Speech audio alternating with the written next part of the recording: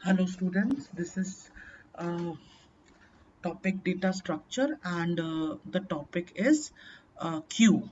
Okay, earlier session we have discussed about stack. Now the your topic for this session is queue. Okay, it is also one of the type of uh, data structure, linear data structure. So what is a queue? Q is a data structure. Q भी एक तरीके का data structure है, linear data structure है. That is based on A first in first out. ये बिल्कुल आप ध्यान से देखिए, फर्स्ट इन फर्स्ट आउट यानी कि फीफो के स्ट्रैटेजी के ऊपर हम इसको फॉलो करते हैं. जो हमने लास्ट स्टैक में करा था वो लीफो का था. ओके, तो ये फीफो है, first in first out strategy.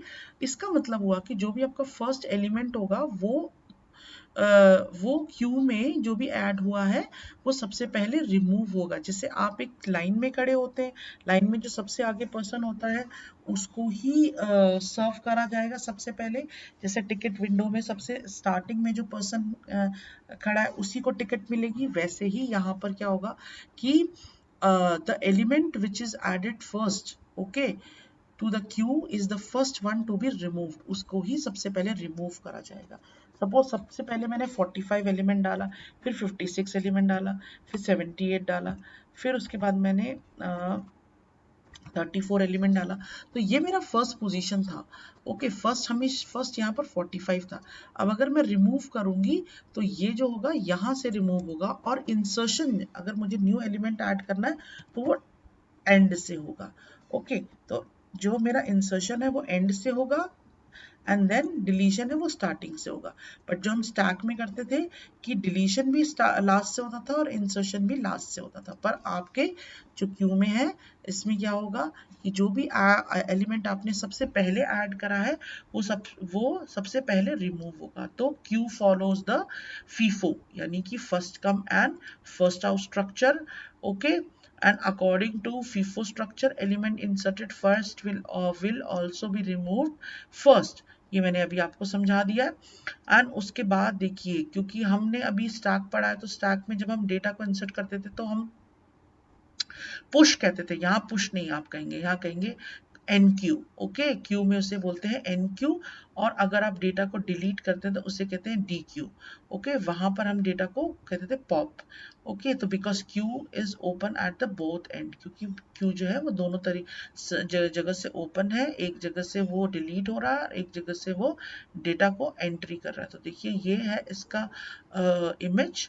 And image में यहाँ पर फ्रंट है, सबसे पहले डेटा यहाँ पर ऐड होगा, सेकंड थर्ड फोर्थ डेटा यहाँ पर होगा, एंड देन डिलीशन होगा वो फ्रंट से होगा. So let's see the program of this queue. Okay, so this is the program that will implement the different operation of queue. ये भी सेम स्टैक के जैसा ही प्रोग्राम है, बस डिफरेंस ये है कि हमारा स्टैक में जो था वो जो हमारा इंसर्शन और डिलीशन एक ही जगह से हो रहा था, दैट इज एंड. बट यहाँ पर क्या हो रहा है, इंसर्शन जो है वो एंड से हो रहा है और डिलीशन जो है वो स्टार्टिंग से हो रहा है. सो पहले मैं आप लोगों को ये प्रोग्राम रन करके दिखा देती हूँ, how this program will work. So आप F5 प्रेस करेंगे, आपका ये प्रोग्राम रन हो जाएगा. जब आप इस प्रोग्राम को रन करेंगे तो देखिए इस तरीके से मैसेज आएगा. उसमें पुश ऑप्शन है. पुश मैंने इसलिए लिखा है ताकि आप भूलें, मतलब कंफ्यूज ना हो कि एन क्यू क्या है, डी क्यू क्या है. तो साथ में मैंने पुश और पॉप भी लिख दिया. एन क्यू मतलब आपको वैल्यू को ऐड करना है, पॉप मतलब आपको वैल्यू को डिलीट करना है, डी क्यू पीक मतलब आप सबसे टॉप मोस्ट वैल्यू को देखना चाहते हैं. Okay, and then display queue, आप अपनी क्यू को देखेंगे कि आपकी क्यू कैसी है, आप कितने एलिमेंट बचे हैं उसमें, कौन सा टॉप में है. ओके, एंड उसके बाद एग्जिट करने के लिए सबसे पहले फटाफट से हम इसमें वैल्यूज को ऐड करते हैं. पहले मैंने 45 वैल्यू डाल दी, फिर मैं 23 वैल्यू डाल देती हूँ, फिर मैं 22 वैल्यू डाल देती हूँ, फिर मैं 90 वैल्यू डाल देती हूँ, फिर मैं 78. तो इस तरीके से मैंने फटाफट से 5 वैल्यूज डाल दिए, 45, 23, 22, 90 एंड 78. तो सबसे पहले मैंने यहाँ पर 45 वैल्यू डाली थी. तो अगर डिलीशन होगा तो इसका ही 45 वैल्यू का डिलीशन होगा, और सबसे लास्ट में 78 वैल्यू है. तो I want to see my queue. Okay, तो उसके लिए मैं 4 प्रेस करूंगी एंड देन जैसे ही मैंने 4 प्रेस करा, देखिए ये मेरी क्यू जो है वो डिस्प्ले हो गई। अब जो सबसे लास्ट में जो मैंने आइटम डाला है वो ये 78 था। देखिए 78 जो सबसे लास्ट वाला आइटम होता है उसे बोलते हैं रेयर। ओके, सबसे लास्ट में जो मैंने इंसर्शन करा है डेटा का, एलिमेंट का, that position is called rear. और जो सबसे पहले डेटा मैंने डाला था दैट इज 45, देखिए 45, उस पोजीशन को बोलते हैं front.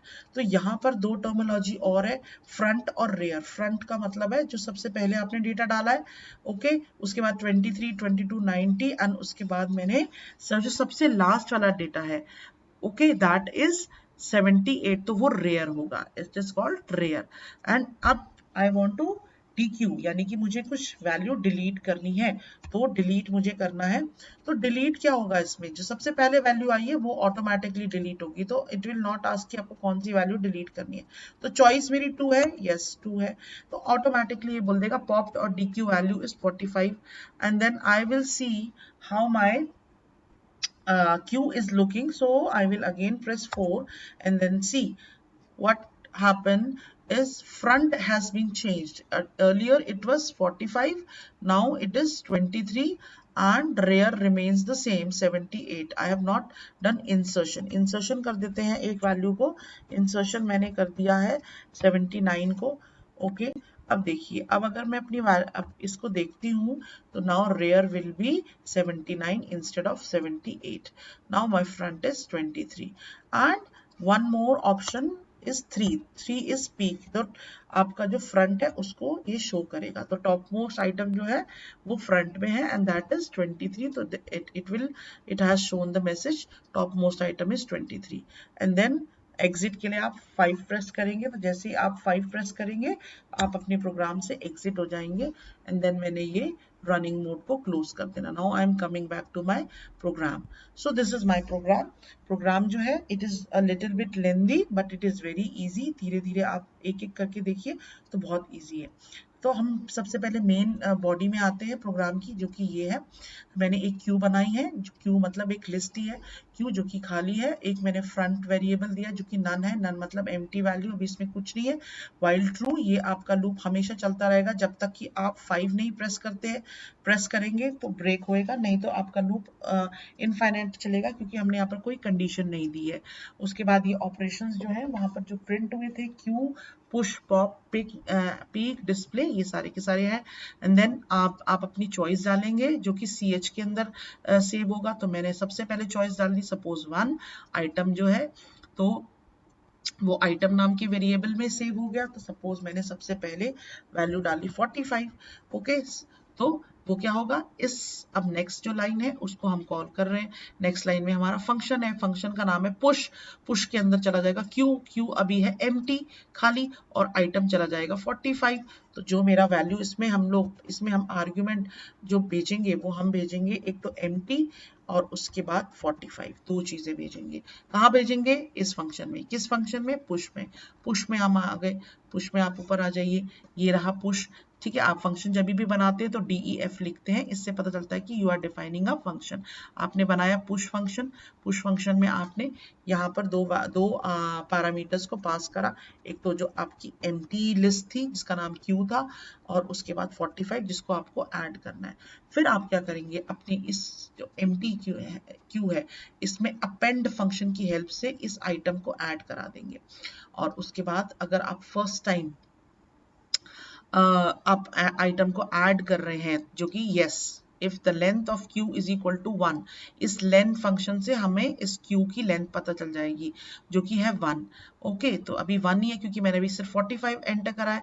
So the front and rear, जो फ्रंट और रेयर है दोनों के दोनों जीरो पोजीशन हो गई। ये भी सेम इंडेक्सिंग 0 से स्टार्ट करता है, इसलिए 0th पोजीशन यही मेरा फ्रंट है जो कि फर्स्ट वैल्यू होती है, और यही मेरा रेयर है जो कि लास्ट वैल्यू होती है।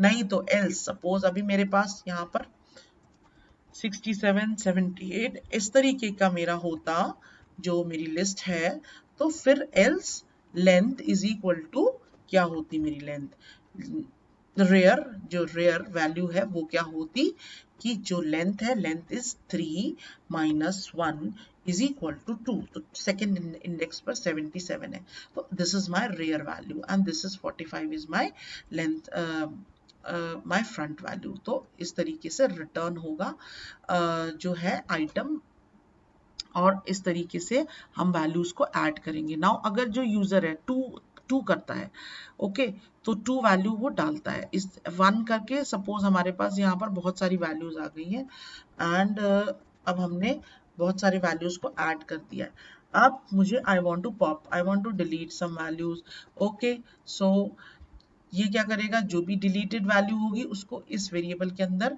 रिटर्न करेगा। कौन सा फंक्शन मैंने बनाया डिलीट के लिए, पॉप नाम का।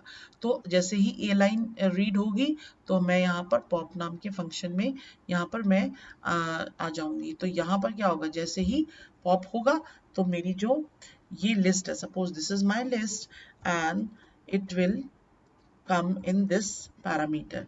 ओके, सो मैंने अभी आपको बताया था कि इसमें क्या होता है, जो सबसे पहले वैल्यू होती है वो सबसे पहले डिलीट होगी। तो 45 मैंने सबसे पहले डाली थी, तो 45 ही डिलीट होगी। इफ इज एम्प्टी, इस सिचुएशन में कि कहीं हमारे क्यू क्या है, एम्प्टी तो नहीं है, तो अंडरफ्लो रिटर्न हो जाएगा। खाली होगा तो वो क्या डिलीट करेगा, तो अंडरफ्लो, पर खाली नहीं है हमारे पास। तो item is equal to queue dot pop. Pop एक प्री डिफाइंड फंक्शन है जो कि यूज करा जाता है टू डिलीट। तो जो ये क्या करेगा, एल्स जो भी आपका आइटम है उसको पॉप करेगा जीरो पोजीशन, क्योंकि हमें पता है कि हमारी जो फर्स्ट पोजीशन है वो हमेशा जीरो पोजीशन पर ही रहेगी। तो हमने यहाँ पर पॉप जो है वो जीरो लिख लिया। नहीं तो पॉप क्या करता है बाय डिफॉल्ट, जो लास्ट वैल्यू को डिलीट करता है, जैसे अपेंड जो है वो लास्ट में ऐड करता है। If length is equal to zero, वही लेंथ अगर जीरो होती है तो फ्रंट और रेयर दोनों के दोनों नन है, यानी कि हमारे पास कोई वैल्यू ही नहीं है। हमने जीरोथ वैल्यू को भी डिलीट कर दिया है, तो हमारे पास कोई वैल्यू नहीं है, नहीं।